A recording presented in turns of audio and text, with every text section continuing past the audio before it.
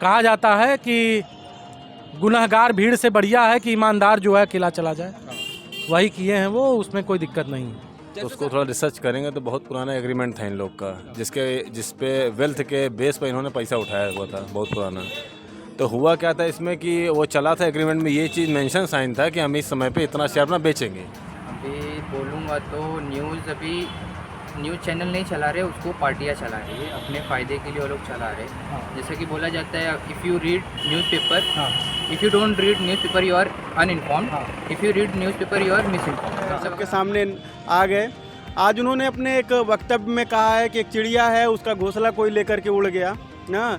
तो कोई का मतलब अब आप ये समझ सकते हैं किसको, उनका जो है एक तरीके से इशारा किसकी तरफ है, और इस चीज़ को हम बोलना नहीं चाहते, लेकिन कहीं। दोस्तों, आज हम लोग मिश्रा जी की दुकान पे आए हुए हैं, जो कि साइंस फैकल्टी गोपाल मार्बल के सामने है।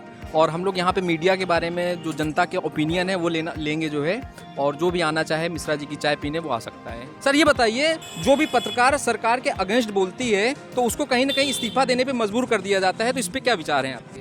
अब हमको नहीं पता कि इसका कितना प्रूफ आपके पास है, कितना नहीं है। और जो बात NDTV की आप कर रहे थे शेयर का, तो उसको थोड़ा रिसर्च करेंगे तो बहुत पुराना एग्रीमेंट था इन लोग का, जिस पे वेल्थ के बेस पर इन्होंने पैसा उठाया हुआ था, बहुत पुराना।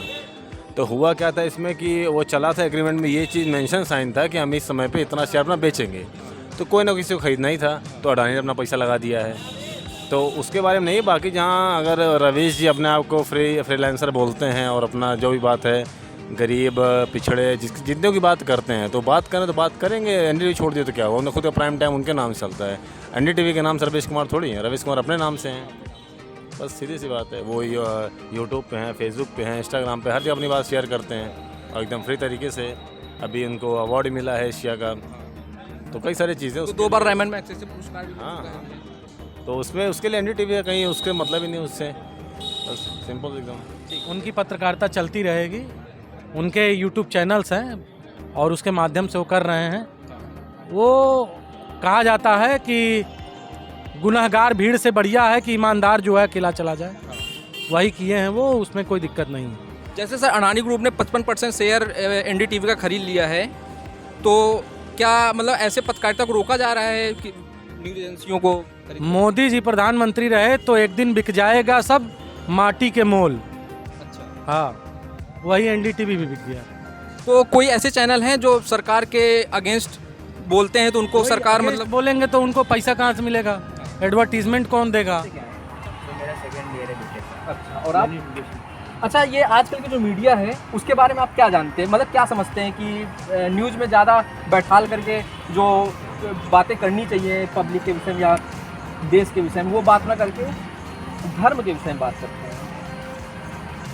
अभी बोलूँगा तो न्यूज़ चैनल नहीं चला रहे, उसको पार्टियाँ चला रही है, अपने फ़ायदे के लिए वो लोग चला रहे। जैसे कि बोला जाता है, if you read newspaper, if you don't read newspaper you are uninformed, if you read newspaper you are misinformed. मतलब अगर आप नहीं पढ़ रहे हो तो आपको खबरें नहीं मिल रही, अगर आप पढ़ भी रहे हो तो आपको गलत खबरें मिल रही है। जो लोगों तक पहुँचना चाहिए वो तो मिलता नहीं है, और जो नहीं पहुँचना चाहिए वही उन लोग देख रहे, और उसमें भड़काव, एक्सट्रीमिज़म बहुत ज़्यादा हो रहा है। रिलीजन को लेके भड़काव जैसा भी कन्हैयालाल का हुआ था, ये कारण है क्योंकि जो लोग सामने देखते वही मानते हैं, और आप जो दिखाओगे इतना भड़का के तो लोग उस पर विश्वास करना चालू करते हैं। तो वो क्या होता है कि ये कट्टरवादी में कन्वर्ट हो जाता है। जब जहाँ पे कट्टरवादी आ गया वहाँ पे ह्यूमैनिटी खत्म हो जाती है। ह्यूमैनिटी खत्म हो गया तो लोग एक दूसरे को मारना चालू करते हैं। तो उसमें मरता कौन?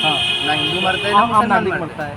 हाँ, तो उसमें एक इनोसेंट इंसान मरता है। हिंदू का धर्म तो वहीं पे रह गया, मुस्लिम का धर्म तो वहीं पे रह गया, गया कौन? एक अच्छा इंसान ही गया ना उसमें, और उसका फ़ायदा उठा रहे वो अपने लीडर लोग। तो वही मैं बोलूँगा, जैसा कि अभी इंडिया में होता है कि अभी सैनिटरी पैड लेने जाओ तो न्यूज़पेपर में रैप करके देते हैं। क्योंकि वो हाइड करते उस चीज़ को। सेम चीज़ न्यूज़पेपर खबरों को भी वही करते, वो लोग हाइड करते, जो रियल खबरें वो हाइड करते हैं। अच्छा, आजकल मीडिया में कभी कोई फेक न्यूज़ भी चल जाता है, तो उसके बारे में क्या कहना चाहेंगे? फेक न्यूज़ तो आम पब्लिक ही बनाती है, और उसको बढ़ा चढ़ा के वायरल करते हैं, और क्या वही वायरल करके फिर भड़काने काम करते हैं, और कुछ नहीं। और सब इजाद इधर के नाम पे बढ़ा है सब। अच्छा, आपको मैं अगर ये जानना चाहूँ कि कौन सा न्यूज़ चैनल आपको ज़्यादा बेस्ट लगता है, NDTV, ABP या आज तक, या जी हिंदुस्तान में कौन सा आपको देखना पसंद करते हैं? जी हिंदुस्तान। जी हिंदुस्तान।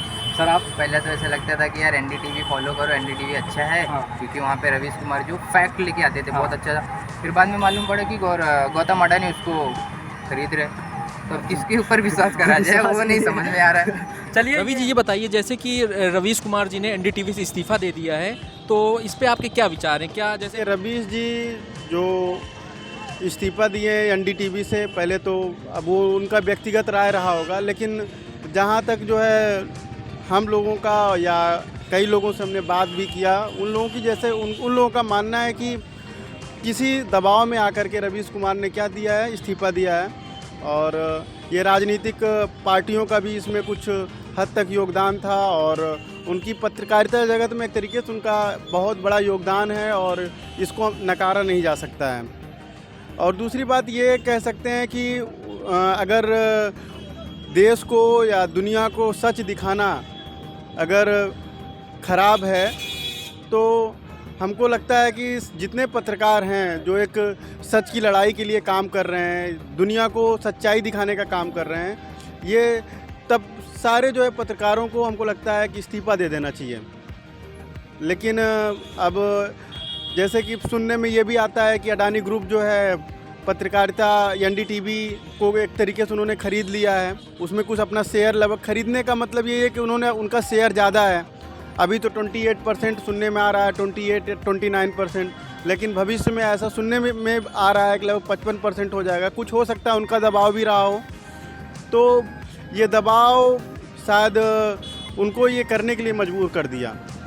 नहीं तो उनका जो प्राइम शो था, लाखों दर्शक, उनके बहुत चाहने वाले लोग जो है प्राइम उनका जो शो चलता था एनडीटीवी पर, उसको देखते थे लोग। और ऐसा भी कयास लगाया जा रहा था कि जो प्रलय राय हैं और राधिका राय के इस्तीफे के बाद जो है ऐसा कयास लगाया जाने लगा था कि जो है शायद रवीश कुमार भी अपना इस्तीफा जो है दे देंगे।